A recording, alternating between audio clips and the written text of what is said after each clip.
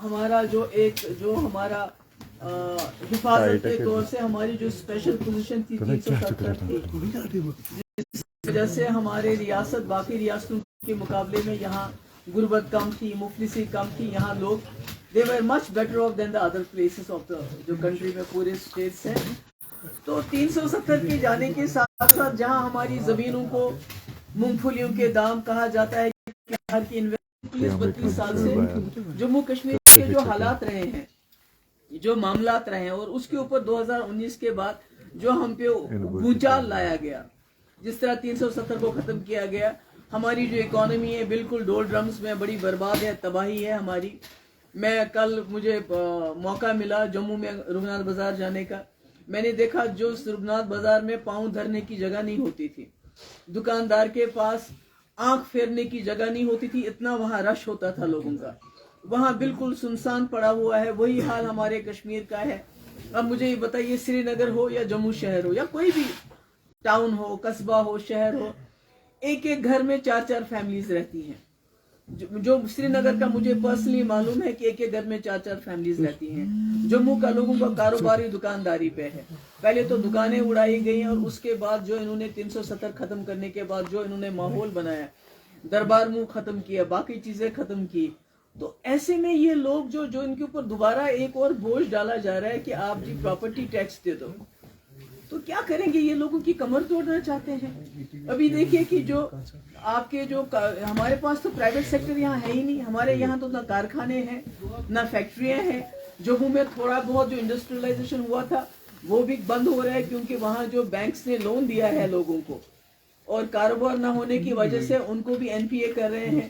جبکہ باہر کے جو لوگ ہیں ان کو ہزاروں کروڑ روپے لون دیا گیا ہے، ان کا کوئی مارگیج نہیں ہے. اور یہاں کشمیر میں جموں میں جتنے بھی مارگیج جنہوں نے بھی رکھے ہیں، ان کو ٹائم دینے کے بجائے ان کو کہتے ہیں کہ ہم آپ کا جو ہے قرب کریں گے، آپ کی پراپرٹی ہم سیز کر لیں گے. تو ایسے ماحول میں یہ جو سارا مقصد جو ہے BJP کا ہے وہ یہ ہے کہ ہماری معیشت کو تباہ کرنا، برباد کرنا. اور اسی کی کڑی یہ جو پراپرٹی ٹیکس ہے اسی کی کڑی ہے. مجھے بتائیے، سری نگر کا دکاندار ہے، اس کا تو مال ہی نہیں اٹھ رہا ہے، اس کی تو تباہی ہو گئی ہے. جتنے ہمارے قصبے ہیں، چاہے اننت ناگ ہے، بجبیاڑا ہے، شوپین ہے، بارہ مولہ ہے، کپوارہ ہے، جتنے بھی ہمارے ٹاؤنز ہیں، اس طرح جموں کا اپنا سٹی جو کہ پچھلے 2019 کے بعد جس کی وہاں لوگوں کو کھانے کے لالے پڑے ہیں. کل انہوں نے وہاں چلے گئے کہیں جموں میں کسی وہ نروال میں چلے گئے، وہاں بیچارے وہ پٹری والے تھے، ان کی دکانیں اڑا دی. تو یہ تو سارا ڈیزاسٹر ہے، یہ تو ساری تباہی ہے. تباہی کے بغیر تو کچھ بھی نہیں ہے.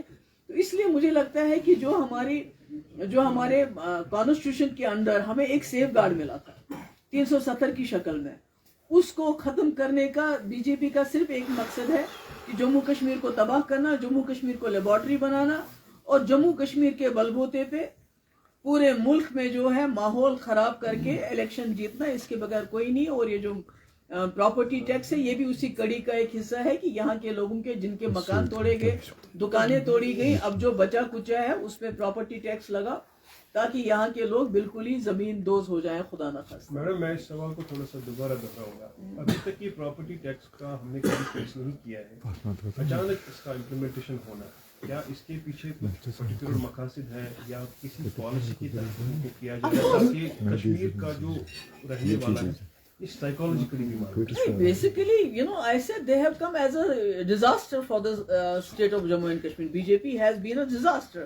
پہلے وہ بھونچال آتا ہے، پھر سیلاب آتا ہے، پھر کچھ اور آتا ہے. اسی طرح یہ جو روز نئے فرمان لے کے آتے ہیں، چاہے وہ ہماری نوکریوں کو لے کے ہو، ہمارے جابس کو لے کے، اینٹی انکروچمنٹ ڈرائیو کو لے کے جس میں ہمارے گھر اڑا دیے گئے.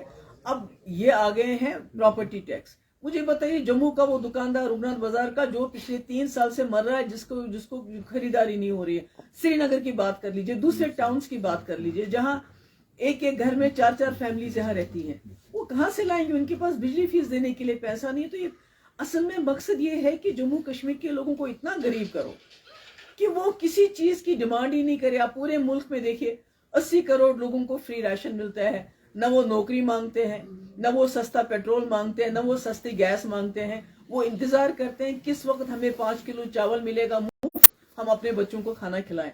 तो ये जम्मू कश्मीर जिसके हालात बाकी रियासतों से बेहतर थे, उसको भी उसी दर्जे पे लाना चाहते हैं। हमारे ऊपर इतना बोझ डालना चाहते हैं ताकि खुदा ना खास्ता जो हमारी इकोनॉमी की जो है कमर टूट जाए। अदरवाइज मुझे बताइए बैंक्स क्यों, अभी तो एंटी एनक्रोचमेंट ड्राइव खत्म नहीं हुई, तो बैंक्स ने दूसरा नोटिस भेजना शुरू कर दिया।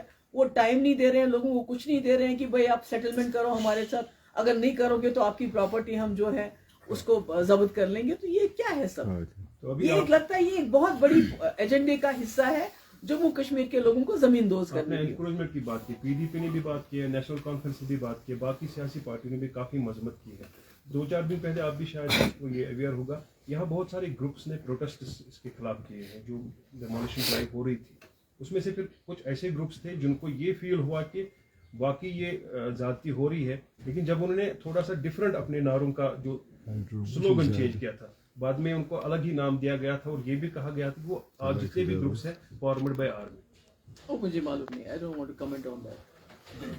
इन्वेस्टमेंट को लेकर गवर्नमेंट क्लेम कर रही है कि लीडिंग स्टील मैन्युफैक्चरिंग ग्रुप जो है JSW वो पुलवामा आया, उन्होंने वहाँ पे अपना प्लांट सेटअप किया है और इस तरह से जम्मू कश्मीर में जो इन्वेस्टमेंट की बात हो रही थी वो आना शुरू हो गया है। इन डेवलपमेंट्स को नहीं, अभी तक तो मैं कहती हूँ हजारों कनाल जमीन हमारी सो कॉल इन्वेस्ट, अभी तो हमने कुछ देखा नहीं। अभी तो सिग्नेचर्स हो रहे हैं, MOU साइन हो रहे हैं, अभी तक तो प्रैक्टिकली कुछ हुआ नहीं। मुझे बताइए कौन सी फैक्ट्री लगी यहाँ पर? हजारों कनाल जमीन जो है जिंदल को दी गई, तो हुआ क्या अभी तक? कितने लोगों को रोजगार मिला? कौन सी फैक्ट्री लगी? कुछ भी नहीं। मगर मूंगफलियों के दाम, अगर यहाँ के जो एंटरप्रेन्योर्स हमारे यहाँ के बिजनेसमैन हैं उनको ये प्रायोरिटी नहीं दी जाती, उनको ये तरजीह नहीं दी जा रही है जमीन में, बल्कि बाहर के लोगों को दी जा रही है ताकि किसी तरीके से जो जम्मू कश्मीर की जमीन है, चाहे वो जम्मू में कुटवा हो, चाहे कश्मीर में पुलवामा हो, ये बाहर के लोगों के हाथों दी जाए और कोई मकसद नहीं है इसका। मैडम G20 की प्रिपरेशंस काफी उरूज पे है। आज मेरे ख्याल में हम जिस बात पे, जिस मुद्दे पे बात कर रहे हैं, आज एक आर्गुमेंट जो ये दे रहे हैं अपने तरीके से गवर्नमेंट दे रही है, वो ये है कि ULBs को इंडिपेंडेंट बनाना है इकोनॉमिकली। ये इसकी बात पहले भी हुई थी। At what cost? क्या जम्मू कश्मीर के लोग इस सिचुएशन में हैं कि वो इतनी टैक्स दे सकें इस वक्त? उनकी जो 30-32 साल से तबाही, उसके बाद 2019 के बाद हड़तालें, उसके बाद कोविड, उसके बाद दरबार मुंह बंद करना जम्मू में, जम्मू की हालत देखिए, वैली की हालत देखिए क्या, और उसके बाद हॉर्टिकल्चर जो हमारा बैकबोन था उसको इस साल जानबूझ के हमारे ट्रक्स 1.5 महीना रोके गए ताकि अडानी का बिजनेस चलता रहे। तो ये सारा जो मामला है, ये जम्मू कश्मीर को, आप बाकी स्टेट्स को तो जम्मू कश्मीर की लेवल पे ला नहीं सके, और आप जम्मू कश्मीर को इतना गरीब करना चाहते हो कि जिस तरह बाकी स्टेट्स में गुर्बत है वैसे ही हमको भी बनाना चाहते हो। मैडम कुछ इकदाम उठाएंगे जो टैक्स का मसला आ गया, या आपकी तरफ से कोई तजवीज होगी ताकि लोगों को इससे कुछ निजात मिले? कोई नहीं, देखिए इसमें तो जब तक आप आवाज नहीं उठाएंगे, जब तक आप बाहर नहीं आते हैं, जब तक कोई बात नहीं करते, जैसे आपने एंटी एनक्रोचमेंट ड्राइव में देखा, जब लोगों ने रेजिस्ट किया, you have to resist to exist.